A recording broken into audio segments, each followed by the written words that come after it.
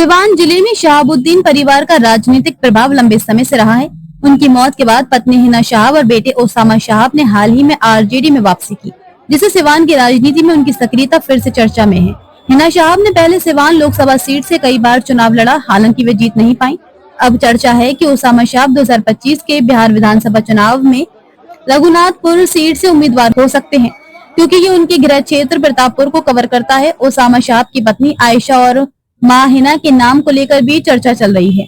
Osama Shahab की पत्नी आयशा पेशे से डॉक्टर हैं और अलीगढ़ मुस्लिम यूनिवर्सिटी से एमबीबीएस की डिग्री धारक हैं।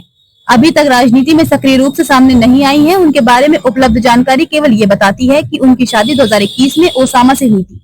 सिवान की राजनीति में शहाबुद्दीन परिवार की रणनीति मुख्य रूप से हिना और ओसामा के इर्द गिर्द घूमती दिखती है। आयशा के चुनाव लड़ने की कोई ठोस खबर या बयान अभी तक सामने नहीं आया है, लेकिन परिवार की राजनीतिक विरासत को देखते हुए भविष्य में उनकी भागीदारी की संभावना से इनकार नहीं किया जा सकता।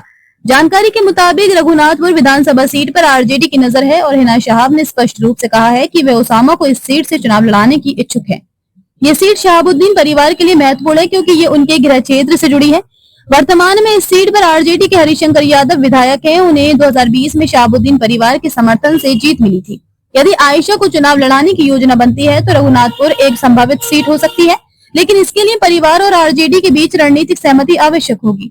सिवान की अन्य विधानसभा सीटों जैसे जीरादेई, दरौली, दरौंदा, बड़हरिया, महाराजगंज और गौरैया कोठी में भी शहाबुद्दीन परिवार का प्रभाव रहा है, लेकिन रघुनाथपुर को प्राथमिकता दी जा रही है। आयशा के लिए किसी अन्य सीट से चुनाव लड़ना संभव हो सकता है, परंतु अभी तक इसकी कोई चर्चा सार्वजनिक रूप से नहीं हुई है। शहाबुद्दीन परिवार की राजनीतिक गतिविधियों को देखते हुए ये संभावना है कि आरजेडी अपनी रणनीति के तहत ओसामा को प्राथमिकता दे, लेकिन भविष्य में आयशा जैसे नए चेहरों को मौका मिल सकता है, खासकर यदि परिवार अपनी विरासत को और विस्तार देना चाहता है।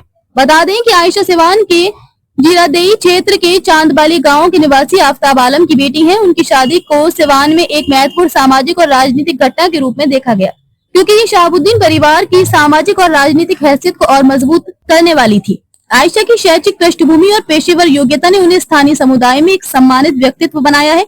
उनकी शादी में राष्ट्रीय जनता दल के प्रमुख नेता तेजस्वी यादव सहित कई गणमान्य व्यक्तियों की उपस्थिति ने इस आयोजन को और चर्चित बनाया। आयशा की व्यक्तिगत जिंदगी और उनके परिवार के सामाजिक योगदान के बारे में ज्यादा जानकारी सार्वजनिक रूप से उपलब्ध नहीं है, क्योंकि वे अभी तक मीडिया की सुर्खियों में कम रही हैं। फिर भी सिवान में उनके परिवार और शहाबुद्दीन परिवार के बीच संबंधों ने सामाजिक और सांस्कृतिक स्तर पर एक मजबूत गठजोड़ बनाया है। उनकी शादी में तेजस्वी यादव की उपस्थिति इस बात का संकेत थी कि आरजेडी और शहाबुद्दीन परिवार के बीच गहरे राजनीतिक और सामाजिक संबंध है। यह आयशा के लिए भविष्य में राजनीतिक या सामाजिक मंच पर सक्रिय होने का अवसर प्रदान कर सकता है।